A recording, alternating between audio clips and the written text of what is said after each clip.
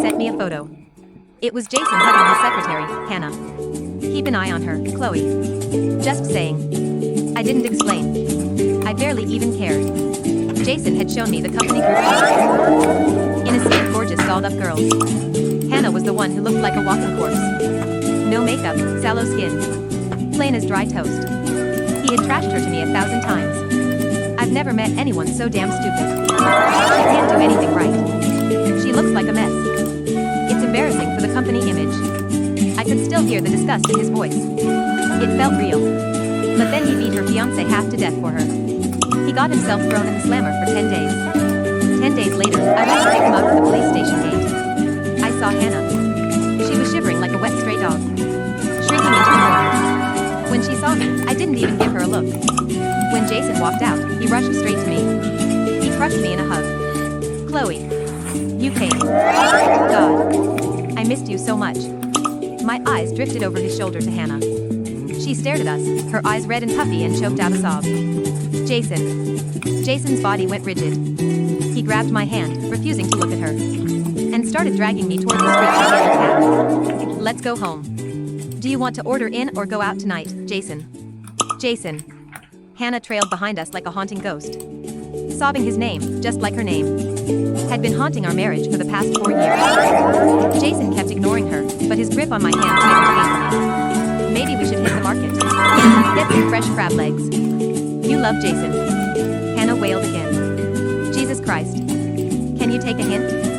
I'm ignoring you on purpose. Stop following me. My wife is right here. Have you no shame? Jason snapped. He spun around and screamed at Hannah. Hannah stood there, tears streaming. I just wanted to thank you. I wanted to give you this lucky charm. She opened her palm. A cheap red string bracelet lay there. I'll say it one last time. Me beating that guy had nothing to do with you. I just hate seeing men hit women. I would have done it for anyone. Now get the hell out of my face. Jason looked like he was losing his mind. He practically shoved me into the taxi. I looked at my wrist, red from his grip. Hannah didn't give up. She started running after our taxi. The driver glanced in the rearview mirror. Folks. There's a lady chasing the car. Want me to stop? No. Jason barked. Let her run if she wants to. He turned back to me, grabbing my hand again. Let's get some ribs, too. Do you want honey, garlic, or spicy barbecue? He looked like he was seriously discussing dinner. But I knew him. His eyes came darting to the side mirror. His thumb was rubbing the back of my hand nervously. I looked in the mirror, too. Hannah was sprinting behind us, desperate. She was running too hard. Suddenly, she tripped and ate the pavement. Stop the car, Jason screamed. Before the taxi even to stop, Jason had already kicked the door open. He sprinted toward Hannah, leaving the door swinging. In the mirror, I watched him help her up. Hannah was squatted on the ground, looking up at him, saying something through her tears. Jason paused, then he reached out and wiped her tears away. Hannah grabbed his hand and slapped the red string bracelet onto his wrist. Jason didn't pull away. I looked away, closed the car door and told the driver, let's go. My heart felt like a desolate wasteland. 10 days ago when I got that call, I knew something had shifted between us. I was at work when Jason's coworker called. Panic in his voice. Boss is in trouble. Chloe, get here fast. My heart dropped. I left work and raced to his office. When I arrived, I found Jason pinning a man to the ground, pounding his face in. The rage and madness on his face were terrifying. I didn't recognize him. The guy on the ground was a bloody pulp, barely moving. But Jason wouldn't stop. Jason, stop. You're going to kill him, I screamed. He didn't hear me. I ran over and tried to throw him off. Get lost, he shoved me hard. I hit the ground, scraping my elbows and knees. The pain brought tears to my eyes. Before I could get up, Hannah burst out of the crowd crying. Jason, stop it. Just one sentence. And he froze. I sat there on the dirty floor, stunned. The pain in my knees was sharp, but the pain in my chest was worse. Hannah pulled Jason up. She touched his bruised face with trembling fingers. Does it hurt? Jason slapped her hand away, acting annoyed, but he answered her. It's fine. Why are you crying? You're already ugly. Now you look worse. In that moment, they looked like the couple and I looked like the clown who fell down. Someone whispered, Jason. Your wife is here. Jason turned when he saw me on the ground. Panic flashed across his face. He ran over to help me up. When did you get here? Why are you on the floor? Are you hurt? I wanted to laugh, but the tears came faster. He used to tell me, Chloe, when I lose my temper, I can't hear anyone. But I can always hear your voice. He said, thank God I have you. But now the voice he hears is Hannah's. The Hannah he claimed to hate for 4 years.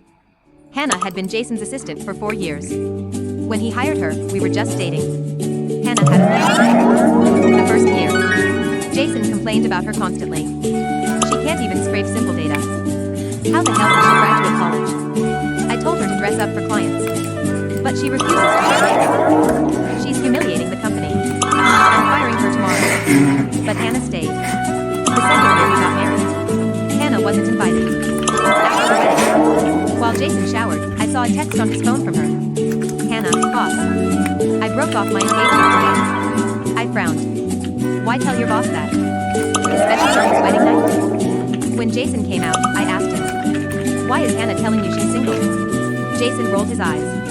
Who knows? She's either bored or sick. Tossed the phone aside. She's plain looking and has shit taste in men. Her ex was a gambler who kept showing up at the office behind scenes. Total trash. He sounded so disgusted.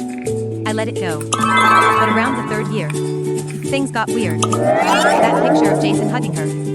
He told me it was a truth or dare punishment at a company party. I believed him. Jason was out of her league. He was handsome, successful, and had women throwing themselves at him. He always turned them down and told me my wife is the best. Plus I'm a catch degree from a top university. Great career, good looks.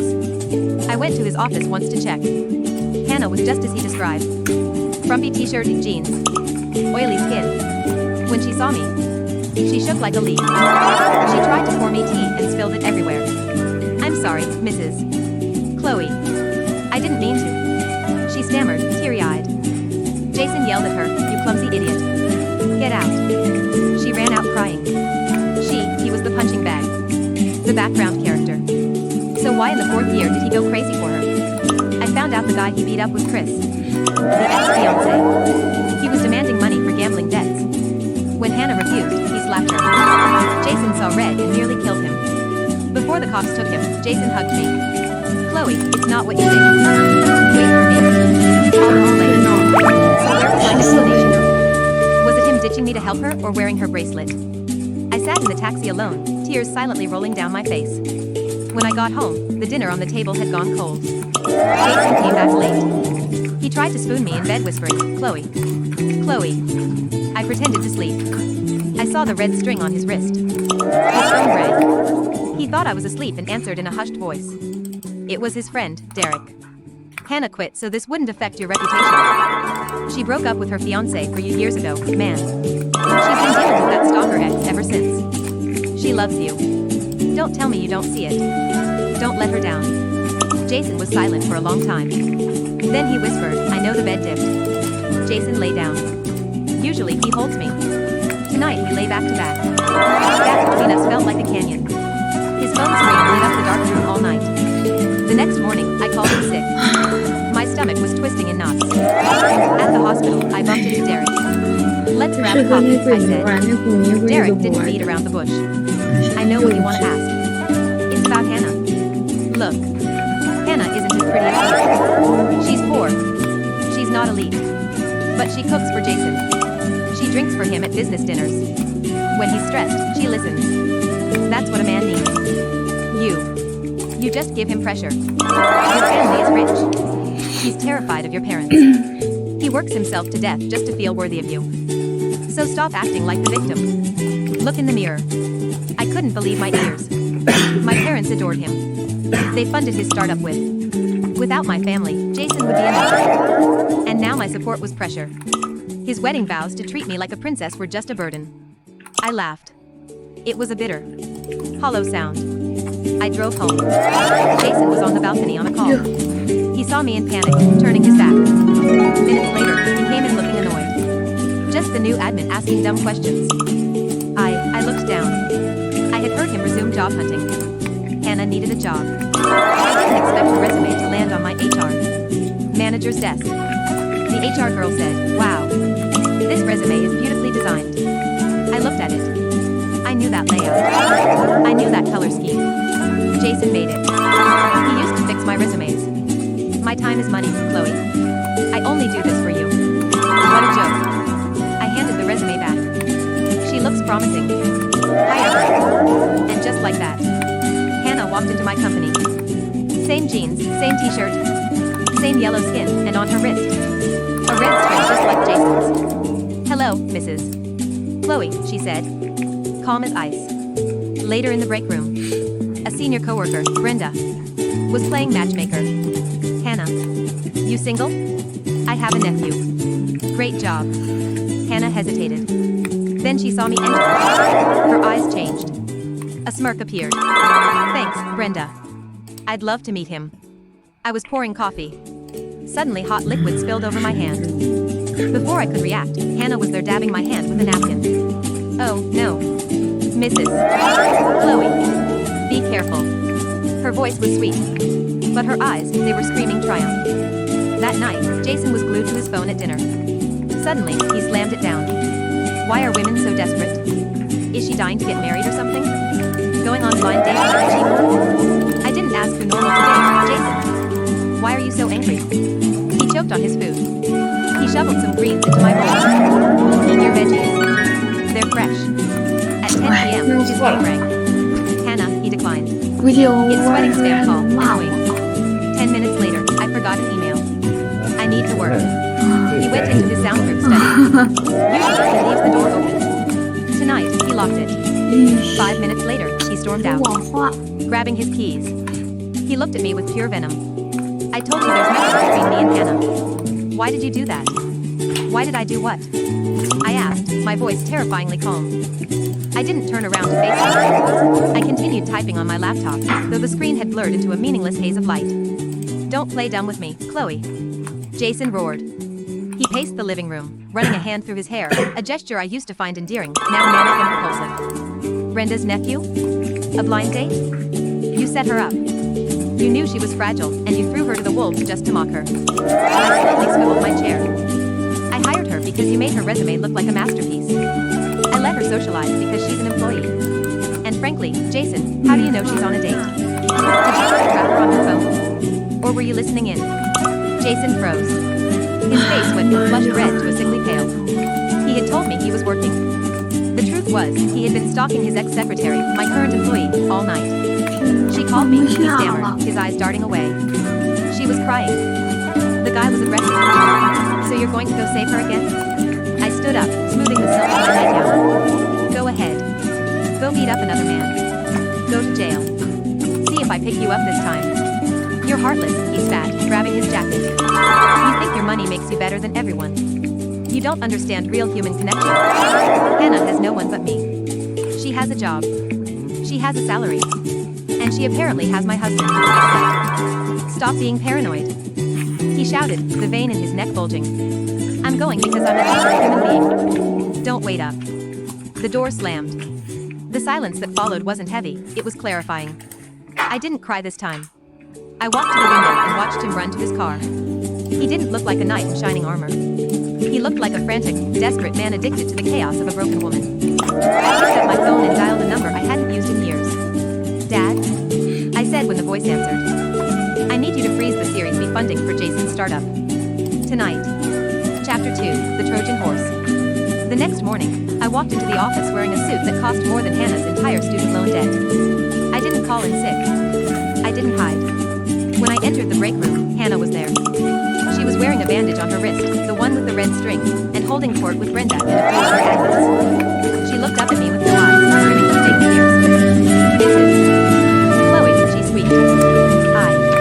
I'm so sorry about last night. Jason. Mr. Jason just came to make sure I was safe. Please don't be mad at him." She was doing it again, painting herself as the helpless victim and me as the shrewish wife. The room went silent. Everyone was watching. I smiled. It was the smile of a shark sensing blood. Why would I be mad, Hannah? I walked over to the coffee machine. Jason loves charity cases. We donate to the animal shelter every year, helping you is no different. A gasp rippled through the room. Hannah's face crumbled. I I'm not a charity case, she whispered, her lip trembling. Of course not, I said breezily. Actually, I reviewed your file.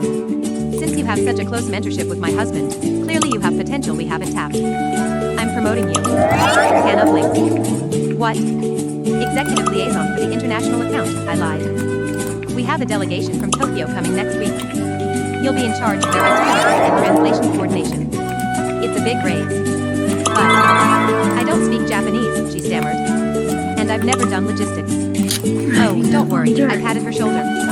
Jason always says you're misunderstood and brilliant. Figure it out. Unless he was lying? I left her there, trapped. If she refused, she admitted she was incompetent and only hired for her connection to Jason. If she accepted, she was set up for a public disaster. She accepted. Of course she did. She thought Jason would do the work for her. But Jason was about to be very busy. Chapter 3, the deprogramming. That evening, the atmosphere at home was suffocating. Jason was pacing, checking his phone every 30 seconds. The bank called, he said, his voice tight. The transfer for the new server farm was blocked. They said the account is flagged. Really? I acted distracted, flipping through a magazine. That's odd. Chloe, this is serious. We have vendors to pay tomorrow. Call your father. It must be a mistake on his end. I looked up. My father is in Switzerland. I'm not bothering him with your administrative errors. Fix it yourself, Jason. You're the CEO, aren't you? You know I need his signature for withdrawals over 50,000. Then I guess you can't spend 50,000, I shrugged. He stared at me, trying to find the doting, submissive wife who usually jumped to fix his problems. She wasn't there. Are you punishing me? He whispered. Because I helped Hannah? I'm not punishing you, Jason. I'm letting you be the independent, successful man you claim to be.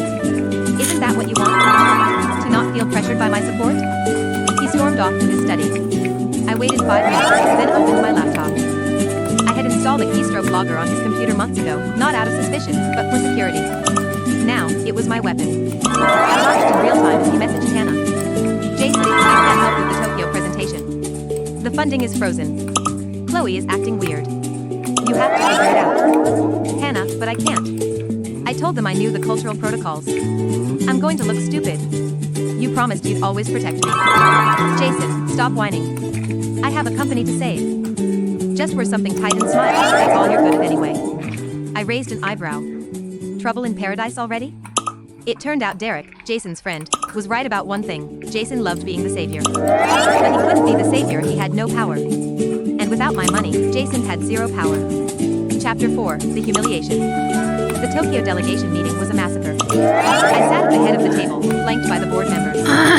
Jason was there, looking haggard, wearing a suit that hadn't been pressed. And then there was Hannah. She hadn't prepared a localized itinerary. She had booked them at a hotel known for nightlife, not business. And when the lead delegate asked a question in broken English, she giggled and tried to touch his arm flippantly, a massive cultural faux pas. The delegate recoiled. Is this a joke? He asked, looking at me. I apologize, Mr. Tanaka, I said in fluent Japanese. This is a junior employee who was given a trial run. It seems she is not up to the task. Please, allow me to take over. I spent the next 20 minutes charming them, correcting Hannah's errors, and closing the deal. When I finished, I turned to Hannah. She was shaking, tears streaming down her sallow face, ruining the heavy makeup she had finally decided to wear. Get out, I said softly. She looked at Jason. Jason?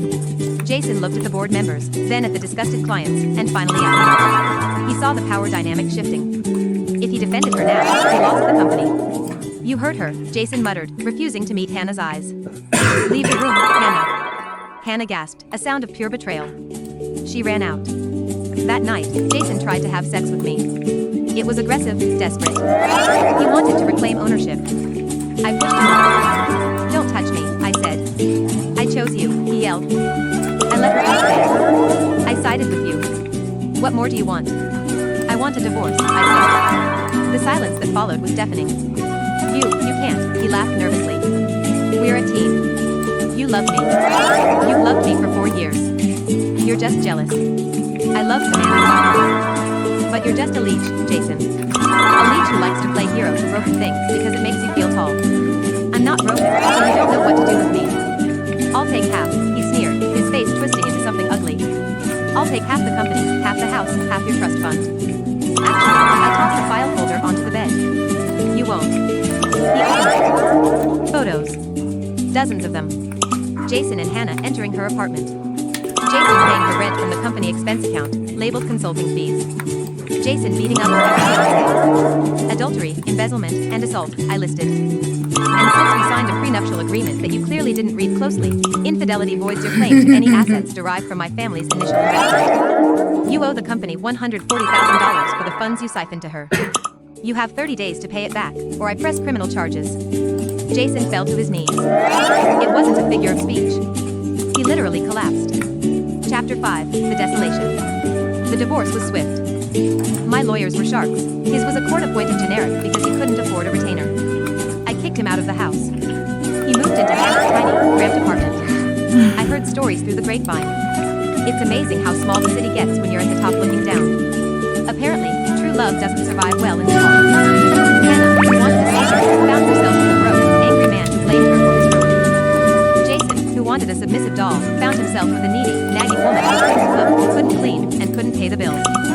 6 months later, I was at a charity gala, the same one Jason used to drag me to, where he'd preach and pretend he built his empire alone. I was standing on the terrace, holding a glass of champagne, looking out at the city lights. I felt lighter. The air tasted better. Chloe? I turned. It was Jason. He looked terrible. He had lost weight, but not in a good way. His suit was ill-fitting, likely bought off the rack. He had that same shivering wet dog look you used to describe him. Security let you in? I asked indifferently. I sneaked in, he whispered. Chloe, please. I made a mistake. A horrible mistake. He stepped closer, reaching for my hand. I pulled back. She's crazy, Chloe. She screams all day. She throws things. She's not you. I miss you. I miss us. I miss the peace.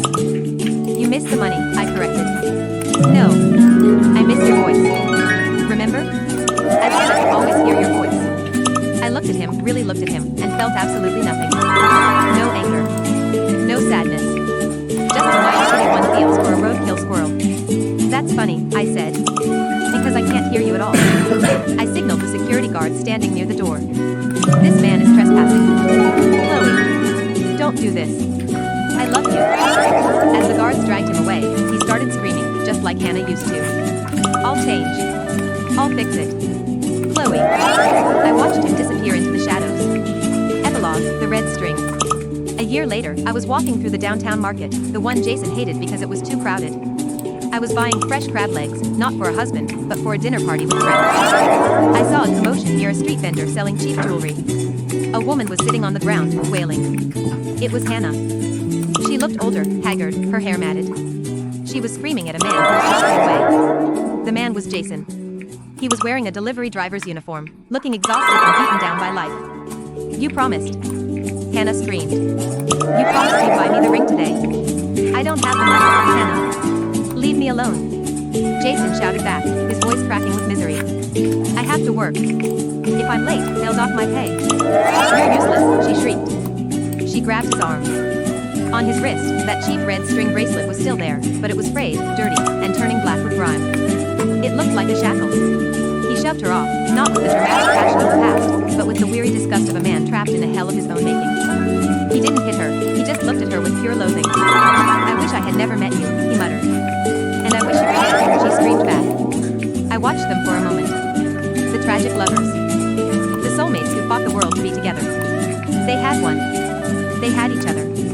And they were miserable. I turned away, clutching my fresh crab legs. The autumn air was crisp. I hailed a taxi. Where to, miss, the driver asked.